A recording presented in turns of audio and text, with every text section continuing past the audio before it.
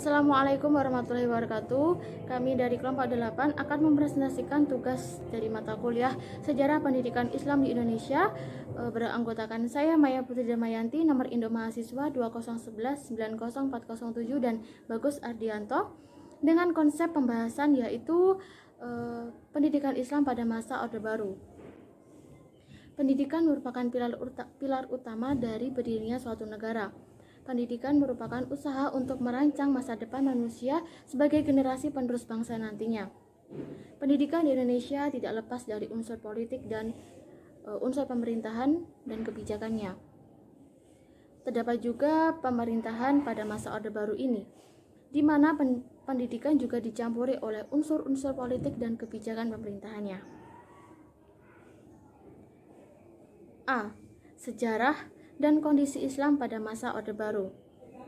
Orde Baru secara umum yaitu menggantikan Orde Lama menuju Orde Baru, namun diartikan juga sebagai pengembalian Republik Indonesia ke dalam tatanan haluan negara yang sesuai dengan Undang-Undang Dasar 1945 dan Pancasila.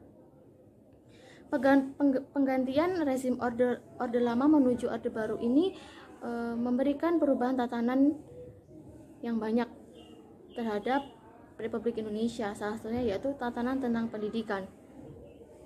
Pada masa itu, pemerintah memandang agama memiliki peran dan kedudukan yang sangat strategis dalam suatu negara.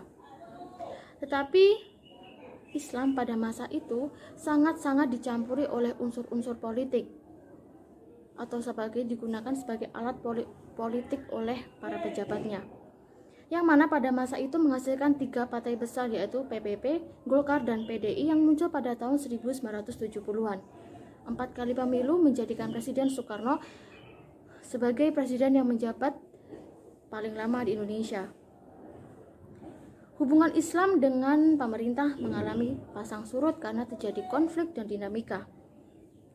Selain itu, hubungan Islam, sosial, agama, dan politik di Indonesia sejak tahun 1966 terus mengalami perubahan yang sangat besar, di mana zaman ini merupakan zaman Orde Baru.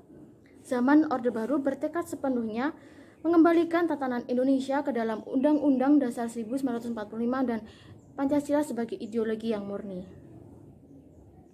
Selanjutnya yaitu B. Kebijakan Islam pada masa Orde Baru. Kebijakan pendidikan pada masa Orde Baru ini sangat-sangat dicampuri oleh unsur politik, di mana kebijakan bersentral atau bersifat sentralistik, yang mana pemerintah menjadi pemegang utama dari tatanan pendidikan.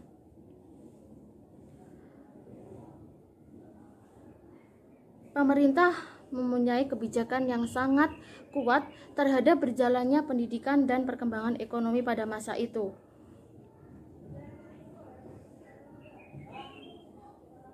Saat Orde Lama berganti dengan Orde Baru, nasib pendidikan sungguh malang, atau bisa dianggap sebagai pendidikan mengalami kemerosotan yang sangat signifikan. Karena apa? Pendidikan pada masa Orde Baru ini harus mengikuti kebijakan pemerintah, yaitu menerapkan sistem doktrinasi, yang dimana sistem ini adalah sistem menolak kebudayaan dari luar atau kebudayaan asing masuk ke dalam pendidikan Indonesia, baik yang bersifat positif maupun negatif. Hal itu memunculkan banyak konflik dan banyak perdebatan di antara pihak-pihak, termasuk mahasiswa, yang mana Soeharto yang pada masa itu mengalami demo yang sangat besar oleh mahasiswa yang tidak menerima akan kebijakan ini. Namun, perkembangan Islam pada masa Orde Baru ini terus mengalami perkembangan tahap demi tahap, yang mengalami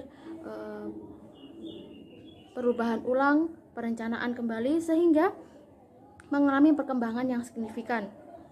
Di antaranya pada masa itu dibangun lembaga pendidikan yang berbasis keagamaan, seperti dibangunnya madrasah, pesantren yang memiliki yang di dalamnya terdapat pendidikan Islam yang sangat kuat.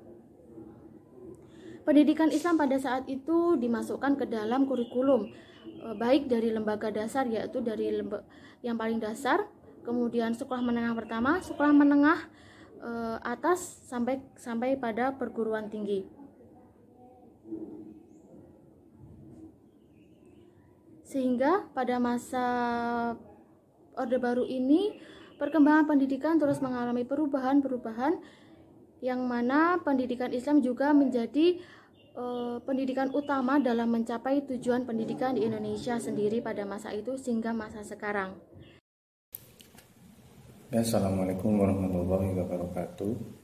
Saya Muhammad Bagus Ardianto dari kelas PIL akan melanjutkan pembahasan tentang pendidikan pada masa Orde Baru, tepatnya pendidikan Islam. Yang saya bahas ini adalah tentang lembaga-lembaga dan kurikulum yang ada pada masa itu, pada masa Orde Baru.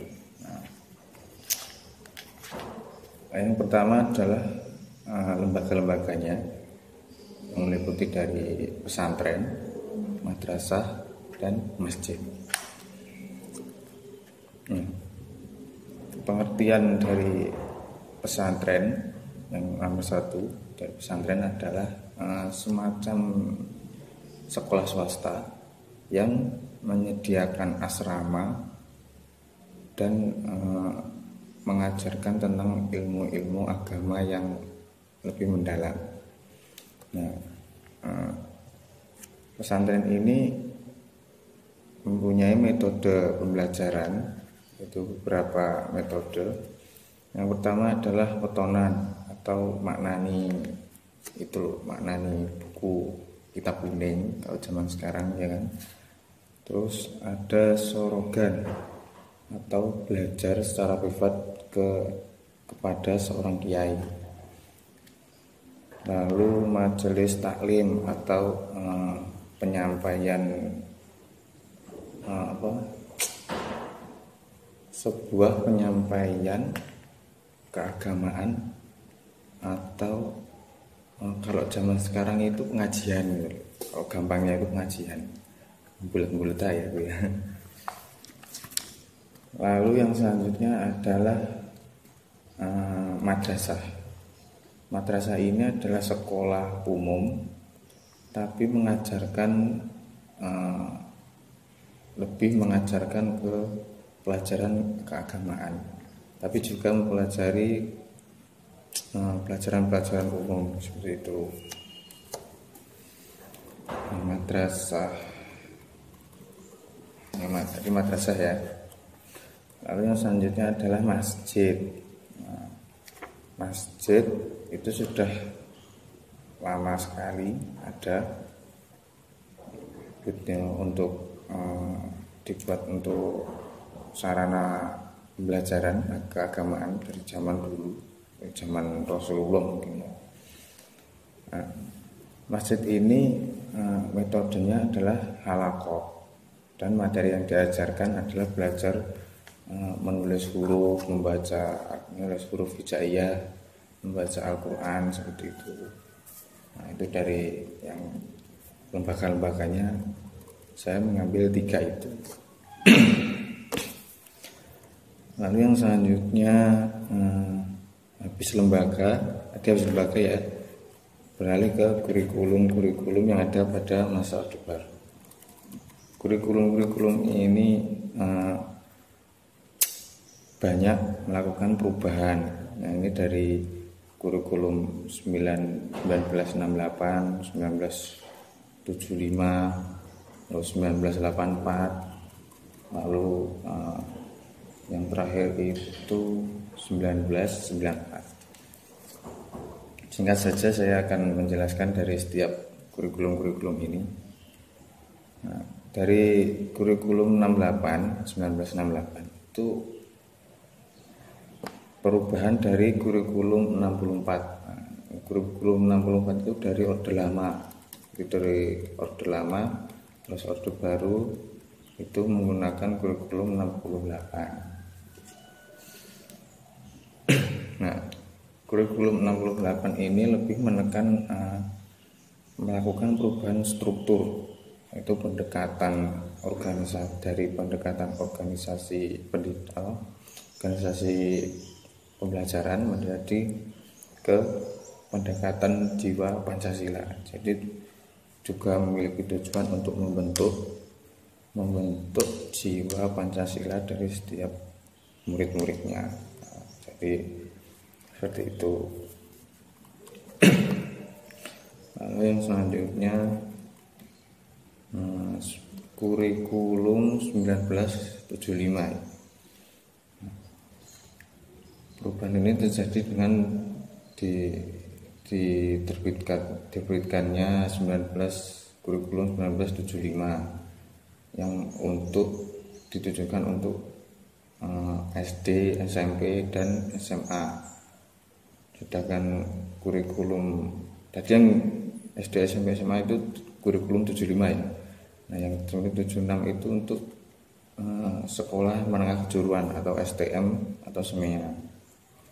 Nah, kurikulum 75 ini sebagai pengganti kurikulum 68 menggunakan sebuah prinsip-prinsip beberapa prinsip-prinsip, yaitu berorientasi pada tujuan, menganut pendekatan integratif, menekan kepada efisien dan efektivitas dalam daya dan waktu, menganut pendekatan sistem dikenal dengan prosedur pengembangan sistem instruksional. Jadi lebih ke siswa-siswa SD, SMP, SMA, dan SMK. Ini dari kurikulum 1975 atau 1976. Nah, selanjutnya adalah kurikulum 84. Kurikulum ini diterbit atau dicetuskan untuk menggantikan kurikulum 75 yang sudah dianggap tidak relevan lagi dalam memenuhi kebutuhan masyarakat dan tuntutan ilmu pengetahuan dan teknologi. Nah, kurikulum 84 ini memiliki ciri-ciri sebagai berikut, yaitu berorientasi kepada tujuan pembelajaran didasari oleh pandangan bahwa pemberian pengalaman belajar itu pada siswa dalam waktu belajar sangat terbatas. Jadi harus benar-benar fungsional dan efektif. Lalu selanjutnya adalah pendekatan pembelajarannya berpusat pada anak didik melalui belajar siswa aktif. Yaitu ya di kelas itu aktif seperti itu, yang berpusat pada anak didiknya, kayak diberi pertanyaan atau menjawab menyanggah seperti itu. Nah, materi yang kedua adalah materi pembelajaran dikemas dengan menggunakan pendekatan spiral. Spiral itu adalah pendekatan dengan untuk mengemas bahan ajar berdasarkan kedalaman dan keluasan materi pelajaran. Nah, banyak sekali ini. Lalu yang keempat, menanamkan pengertian terlebih dahulu sebelum diterbitkan atau diberikan latihan soal. Jadi guru menyampaikan materi terlebih dahulu, lalu murid memberikan soal atau latihan soal ke murid agar lebih paham.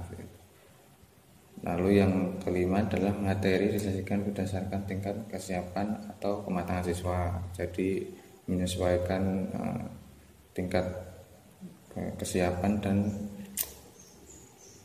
psikologis siswa seperti itu. Lalu yang keenam, menggunakan pendekatan keterampilan. Lalu ke kurikulum terakhir, kurikulum 1994, dibuat untuk menyempurnakan kurikulum 84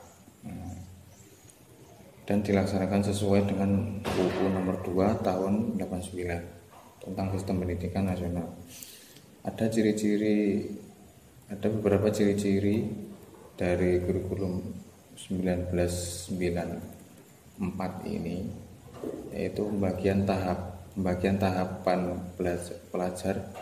pelajaran di sekolah dengan sistem 1 bulan.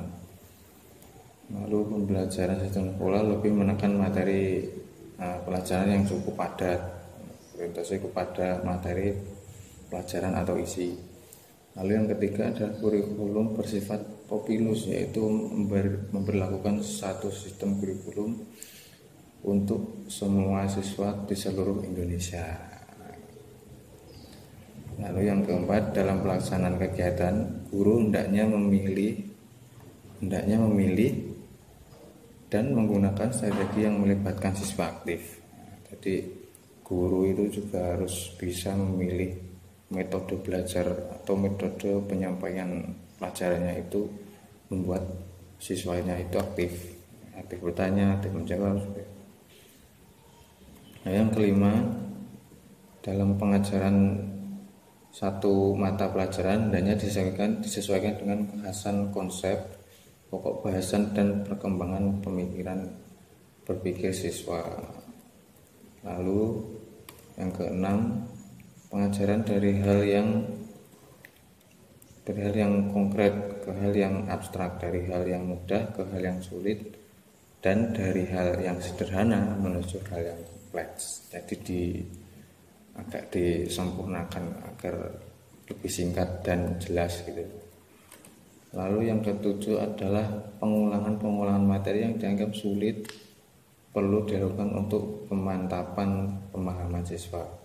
Jadi diperlukan pengulangan pelajaran gitu.